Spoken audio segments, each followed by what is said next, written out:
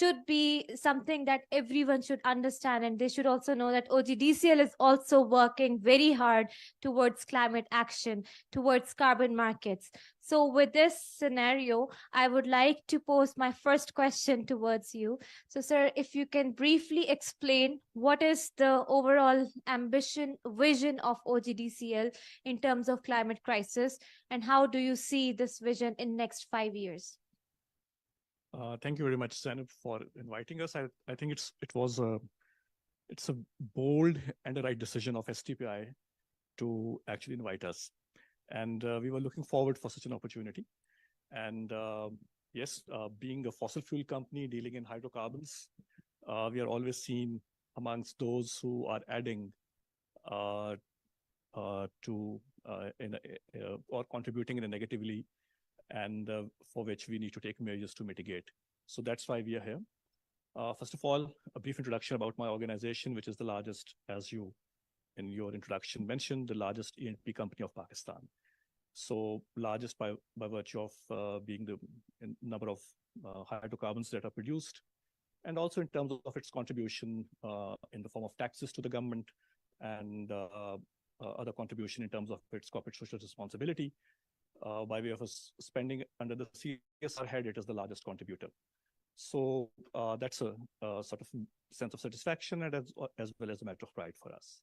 Now, specifically coming to this subject for which we have gathered today, this is with regard to the climate change, our responsibility as a responsible corporate citizen, and whether or not we are sensitized in terms of our carbon footprint and what measures we are taking to mitigate or to reduce or to eliminate carbon from the atmosphere. So as a first step, let me assure you that OGDCL is fully sensitized and cognizant of its responsibility as someone who has to play a very, very significant role in, one, reducing its carbon footprint. Secondly, to be a natural ally and a supporter of all measures, of all initiatives which are being taken for the protection of environment and all actions in relation to climate change. Incidentally, this is going to be the first ever sort of formal interaction of OGDCL at a multilateral forum, as we have decided to be part of COP28 this year. And I take pride in actually making this announcement that OGDCL has signed the Decarbonization Charter, and we'll be aligning with the sector, with the companies, and with international entities, and with the non-governmental sector for all measures which will be taken, whether it is at the policy level, whether it is at the business or a commercial level or a technical level, or whether undertaking any research and development program or project. So OGDCL will be seen in the forefront. So signing of this charter, Decarbonization Charter, is actually a testament to our commitment to this cause. But the journey has not just started a day or two earlier. OGDCL has always been very responsible in this regard. For instance, we realizing that the business in which we are an integral part, we need to be 100% sure in terms of what we are doing and what is needed to mitigate any adverse impact or effects which are there because of our business. So OGDCL undertook an initiative of assessing its own contribution towards analyzing the carbon footprint impact that the company is making. So that was the first step, and it was a very important step for us to take. So that's basically a very bold move. I mean, recognizing that you're contributing to the negative impacts and then building the initiative around mapping that negative impact and mitigating it. Yes, sir, over to you. So that gave us a bit of a clarity that what is required. And actually, to be very honest, there is a lot for us to do. Secondly, we also decided that going forward, what basic or small steps in the right direction which are needed for us to actually reduce the footprint. So it all started off, and which is I'm so glad that it is also part of the decarbonization charter for COP28. But we had actually started moving in that direction, and that was using renewables for the purposes of undertaking our own operations. For instance, if you are producing gas from a particular field, some energy is also required for us to run our own operations.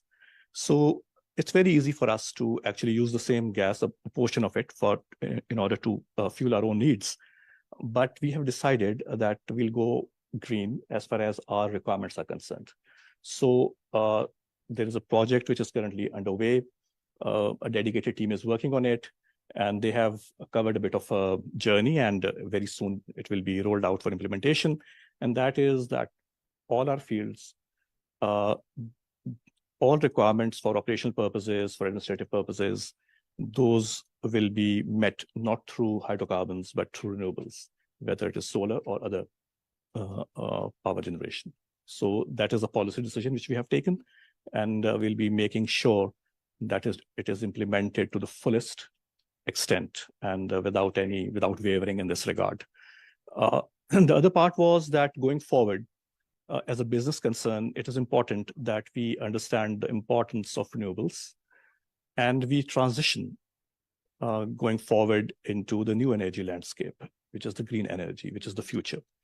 So OGDCL has taken some very important steps. For instance, we wanted to assess the potential of geothermal in our fields, where we have various wells where the underground temperature can possibly be used for the purposes of power generation, and also to initiate a pilot project. So we took this step about 6 months back. We engaged a foreign company, and we worked very closely with them. And the preliminary report is now out, which has been shared with our board of directors.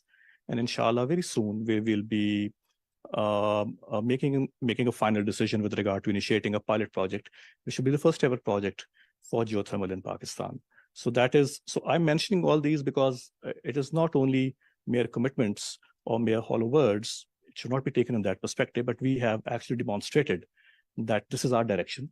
This is what we have embarked upon, and this is how we intend moving forward. So geothermal is one aspect. And the other is that this realization, I must say, and I must give credit to all other E&P companies operating in Pakistan, especially in the public sector. That is Pakistan Petroleum Limited, that is Mari Petroleum Limited, and the government's holding, which is the government holding private limited, that we have entered into a memorandum of understanding where we have decided to explore jointly the potential of hydrogen in Pakistan. It is going to be a very capital intensive and a difficult thing to begin with. However, it is the commitment that we have agreed jointly, and we are working on that. And an initial feasibility is underway, and soon there will be something in that regard as well. Okay, yes, I think hydrogen is, there's a lot of debate happening around green hydrogen, but it's, as of now, it's limited to more or less around the debates because the technical expertise is still lacking in the country. However, I have a question regarding, since you mentioned it, green hydrogen. So also I've heard that OGDCL is pretty much involved in carbon credits as well. So if, for instance, this green hydrogen, because we can see a lot of interest. It gets, there's a mechanism, or there's a policy around green hydrogen, or there's a research around green hydrogen. So how do you see the market of the carbon market specifically? Let's say OGDCL starts this project tomorrow, and you start building interest, and you start bringing investments from abroad in the green hydrogen, and the carbon markets is there. So do you see any challenges coming in from the public private sector and other partners who are also directly or indirectly the key stakeholders in this entire process? First of all, I think there is a bit of a clarity which is required. That is that at this point in time, the work is at a conceptual stage. And obviously, there will be two aspects. One is the technical aspect, and the other one is the commercial aspect. And so we're working on both. And obviously, as I mentioned earlier, that whether we have already there is a reasonable clarity as regards initiating our geothermal pilot project. So as soon as we reach that level, we will be initiating our pilot project for hydrogen as well. Okay. However, as I mentioned, that it is going to be, the risks may not be technologically that strong, but what will be required is having the right policy and the incentives in order to encourage, because in the initial phase, it is going to be challenging from commercial and financial perspectives. Yes. But I think we'll be working very closely with the government as well, because I've seen a lot of commitment from their side as well. And that is why OGDCL is now in the forefront in terms of, especially with regard to green energy. Yes. And I think, and the government is also working on certain policy, on a policy framework. So that we'll be giving the industry perspective in that regard. And there are some private players as well, which are on the hydrogen projects, who have shown interest, and they are undertaking some feasibility on the subject. But I think it's a long journey, but we have embarked on that journey. So this brings me to my next question, not in particular in the context of carbon markets, but otherwise, how is OGDCL collaborating with the private sector when it comes to climate action? First of all, it was important that we should start doing something. And there were certain things which we were doing in a very rudimentary way, or a very small way at our end. For instance, wherever we were spending our corporate social responsibility funding, so solarization was one of the key features of that. And then reforestation or plantation is again one of the key features of that. But I think that was something which was very basic, and we needed to sort of inculcate that into our commercial thought process and our strategy, business strategy. So as a result, like we are now started working very closely with STPI. That is, we want our hand-holding in terms of what is required to be done and how OGDCL can contribute in moving more effectively in this direction. Again, we have signed an MOU with National Disaster Risk Management Fund, where our intention is actually to prepare a very comprehensive policy framework for ourselves, and also to understand and learn how OGDCL can benefit from a carbon credit regime. Because at this point in time, the concept is there, but nothing tangible has happened. So whatever is, we just want to be amongst the forerunners in this regard. And while the carbon credit regime is formally put in place in Pakistan, OGDCL will be happy to collaborate with the provincial governments, as well as we'll be ready to form joint ventures, whether it is a local industry or a foreign entity. So you're open to collaborations. That's a very positive sign. And apart from that, since now COP28 is just around the corner, so also you do understand about the loss and damage fund that the global south, the countries in the developing countries are looking for, and they're hopeful that gets materialized. Why? Because the climate change impacts, they are being felt and they are being aggravated in the developing countries specifically.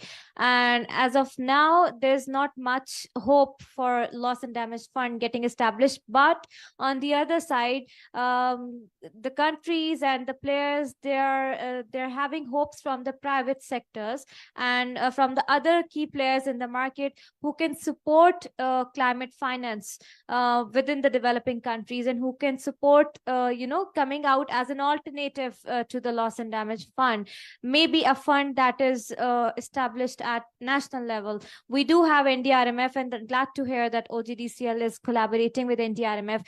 But what about the right sort of investments in the country? Where do you see OGDCL in terms of mobilizing the right investments and in terms of climate finance getting actually materialized in Pakistan? Do you see any hope regarding COP28? First of all, I think the realization is the first step. And Pakistan, despite in terms of its contribution, the negative contribution is negligible. But unfortunately, the share that we get in terms of natural calamities and adverse effects, that is exponential and disproportionate. And the good part is that the world realizes this, and which is, again, the credit goes to the advocacy which has been done both at the private level, non-governmental level, and at the government level. So that is point one.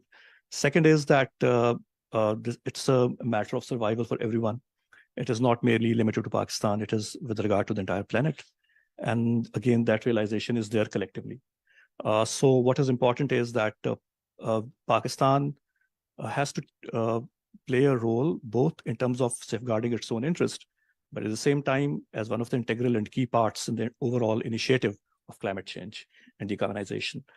So my suggestion, and this is what I want, is that Pakistan should not be focused merely in terms of the losses or the destruction that it has suffered on account of someone else's wrongdoings, but Pakistan should also play a very proactive role, one. Second is that in terms of financing, OGDCL, because the policy framework has to come from the government, and I'm sure that is an ongoing task which is happening. The other part is that collaborating with the industry. That part has also begun. And the fact that I'm here today, the fact that I had some interactions with the government organizations dealing with this subject on a very formal way, that is also an indication. And the fact that other E&P companies in Pakistan are also part of the decarbonization initiative. So it is a long journey, but I think it is being pursued by us properly. And with the right policy direction, you will not see OGDCL wavering in any manner, and we'll be there, whether it is creation of a fund for this particular purpose, or whether it is hand-holding of any, or giving confidence to private investors, we'll be there. And we look forward actually to hearing from the government on the policy side as well. So that's a very promising message by the MD OGDCL for everyone here. And I think this is a promise that everyone should be making at the moment, whether it's climate finance, whether it's the climate action, because the cost of inaction is huge. And we are in a state of emergency. So SDPI, since we are working on leaving no one behind agenda, we do understand that being a developing country, we have to work together, and collaboration is the key. When there's a guideline coming in from the public sector, so whether it's OGDCL, whether it's private sector, everyone is aligned that they have to take action for the climate cause. So with this, thank you very much, sir. It was an actual fireside chat session. And yes, SDPI really wanted to put this thing forward before all the stakeholders, that we are here to provide a platform to everyone to get their voices heard. And also we're a platform of strengthening collaboration, whether it's within industry, whether it's within public and private sector. Thank you so much, sir, for joining us. It was an honor and a pleasure. Thank you. Thank you, sir.